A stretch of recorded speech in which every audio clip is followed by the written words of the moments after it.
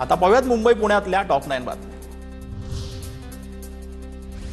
डोंबिवलीतील 65 बेकायदा इमारत प्रकरणी नागरिक आक्रमक। उद्या सकाळी 65 इमारतींमधील रहिवाशी आझाद मैदानात धरणे आंदोलन करणार।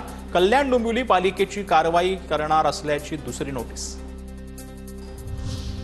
पुणे महानगरपालिकेच्या विभाजनाचा प्रस्ताव राज्य सरकारला पाठवणार। सर्वपक्षीय नेत्यांच्या संमतीने अहवाल पाठवला जाणार। पालिकेचे क्षेत्र वाढत असताना कर्मचारी अधिकाऱ्यांची मात्र कमतरता।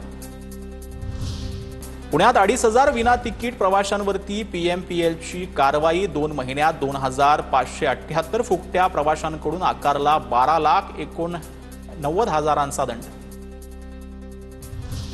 पुणेकरांच्या सेवेत लवकरच 4 नवीन वंदे भारत येणार। सध्या पुण्यातून कोल्हापूर आणि हुबळीसाठी वंदे भारत सेवा। वंदे भारतला मिळणारा प्रतिसाद पाहता पुणे स्थानकातून सुटणाऱ्या वंदे भारतची संख्या 6 वर जाणार।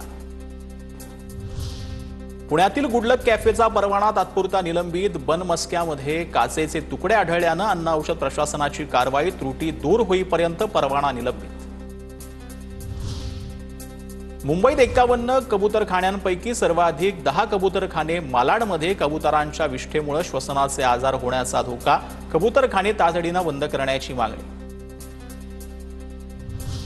ॲप आधारित वाहतूक सेवांबाबत तक्रारीसाठी परिवहन विभागाकडून टोल फ्री क्रमांक सुरू। सर्वाधिक तक्रारी जादा भाडा आकारणी संदर्भात असल्याची माहिती।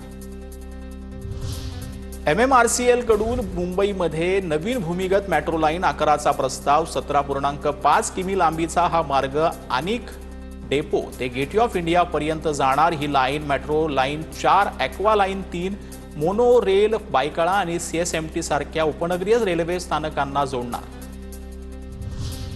समृद्धीवरती या महिनाभरामध्ये धावली 11 लाख वाहनं। टोलमधून मिळाले 90 कोटी रुपयांचं उत्पन्न। समृद्धी महामार्गावरून दररोज 37,000 वाहनांचा प्रवास।